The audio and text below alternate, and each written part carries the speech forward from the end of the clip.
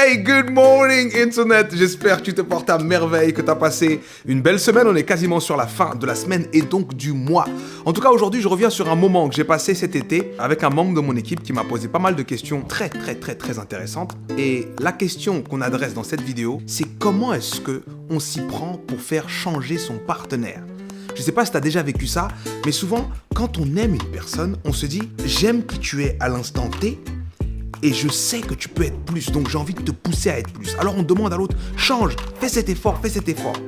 Et là maintenant, on est face à une réaction qui peut être soit « ok, je change » ou soit « non, pourquoi tu me demandes de changer? Si tu me demandes de changer, c'est que tu m'aimes pas ». Donc la personne freine et refuse ta suggestion. Ou alors la personne te dit « oui, je vais changer », mais elle y va très lentement, voire avec le dos de la cuillère. Si tu es dans ce genre de situation, ou que tu veux savoir comment est-ce qu'on se dépatouille de ce genre de situation, cette vidéo est pour toi. Tu vas découvrir le concept du leadership amoureux. Comment est-ce que tu deviens la clé de ton épanouissement amoureux, la clé de la réussite de ta relation amoureuse.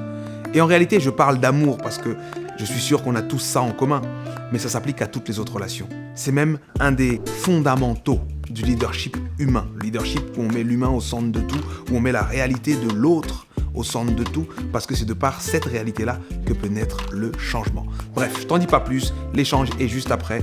Laisse-moi ton avis en commentaire s'il te plaît si tu aimes bien ce type de format. Et surtout, si tu as des questions auxquelles tu aimerais me voir répondre, laisse-les-moi en commentaire aussi. Je prendrai un grand plaisir à t'y répondre et j'espère que ça contribuera à aider toute la communauté. Bref, enjoy. Comment est-ce que je gère quand je demande à quelqu'un de faire des efforts pour moi, et des efforts qui ne sont pas de l'ordre de l'abus, parce que c'est des efforts qui au final seront un plus dans sa vie aussi. Par exemple, tu demandes à quelqu'un de prendre mieux soin de lui ou mieux soin d'elle, c'est pas complètement égoïste de ta part parce que c'est un bien pour elle aussi ou pour lui aussi. Et donc tu me dis comment est-ce que je fais quand je suggère ça à ma partenaire ou mon partenaire. Et donc ma partenaire me dit je fais déjà plein d'efforts, donc rentrons pas dans la contre-productivité parce que si tu me bouscules trop, tu vas me stresser, tu me mets trop la pression et ensuite c'est pas bon.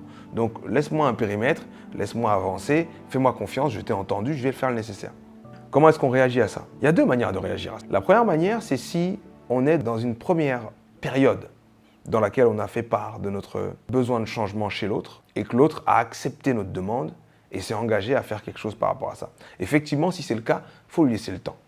Dire ok, il n'y a pas de problème, je t'attends ici ou bien si tu as besoin de moi, je suis là et tout ça. Deuxième phase, c'est si tu as déjà demandé ça plusieurs fois, on te dit oui, mais il n'y a rien qui change. Et c'est très compliqué parce que quand on veut absolument qu'une personne change, parfois on a un regard qui est très biaisé parce que tout ce qu'on voit, c'est la preuve d'absence de changement. Au lieu de chercher la moindre petite chose à célébrer, qu'on peut donc encourager et donc renforcer le comportement, on prend le bon comportement pour acquis ou on prend les choses qui sont bien pour acquises et dès qu'on voit une chose qui ne va pas, on dit « ça va pas ». Et donc c'est en ça que c'est un piège. Au lieu de chercher les preuves de l'absence de changement, il faut chercher les plus petits challenges qu'on puisse suggérer à l'autre. Et quand l'autre relève ces challenges, on applaudit, on galvanise, on célèbre. Ça peut même presque être comique, mais le fait de le faire, ça renforce une identité. Il y a tout un tas de gens qui sont doués dans plein de domaines, simplement parce qu'à un moment, on leur a dit « Hey, t'es doué dans ça ». Alors, ils ont mis un peu plus de temps dessus. « Hey, t'es doué dans ça ». Alors, ils ont mis un peu plus de temps dessus. « Hey, t'es doué dans ça ». Et après, ça devient un bout de leur identité. Donc, quand ils savent qu'ils doivent faire un truc comme ça, ils viennent tout de suite avec un standard qui est de loin supérieur à celui des autres. Pourquoi? Parce que ça a été construit et renforcé. Donc, quand on veut emmener une personne à changer, il faut avoir cette approche-là. De dire, c'est quoi le plus petit truc que je vois, qui peut être comme une graine qu'on va planter et arroser et qui va grandir ensuite. C'est quoi la petite chose que j'arrive à percevoir qui va dans le sens de ce que je veux? Par exemple, tu veux qu'une personne lise plus, si tu vois qu'elle est en train de lire un article, au lieu de te dire « prends un livre, les articles c'est nul », tu peux avoir de la curiosité sur « tiens, c'est marrant, tu lis sur quoi? Ah, c'est trop bien et tout. Moi, j'adore parce que quand je lis, je trouve qu'on a plus d'échanges à avoir et tout ça. » Et donc, ça crée la réalité dans laquelle lire, ça enrichit un individu et ça enrichit la relation. Et ça, quand tu le fais comme ça, potentiellement, tu es en train d'encourager la personne à le faire parce que c'est un échange et ce n'est pas un échange où il y a du rejet ou de la peur de rejet, mais c'est un échange où il y a juste un échange. Et si ça rentre et ça crée quelque chose de cool, bah, la personne comprend que plus elle va lire de choses, plus elle pourra avoir ce genre de moments. Et donc petit à petit, tu construis. Donc ça, c'est mon premier volet de réponse. Et mon deuxième volet de réponse, c'est que quand, comme toi, il s'agit d'une relation sur laquelle on prie, en laquelle on croit et qu'on veut voir durer le plus longtemps possible dans la vie, qu'on remet dans les mains de Dieu et tout ça, on doit prendre ce que j'appelle le leadership amoureux. Qu'est-ce que c'est le leadership amoureux? C'est si je veux que tu changes, je prends la responsabilité de t'aider à changer. Je ne peux pas juste te dire change et je te laisse comme ça et je reviens et je dis bah alors, t'as pas changé?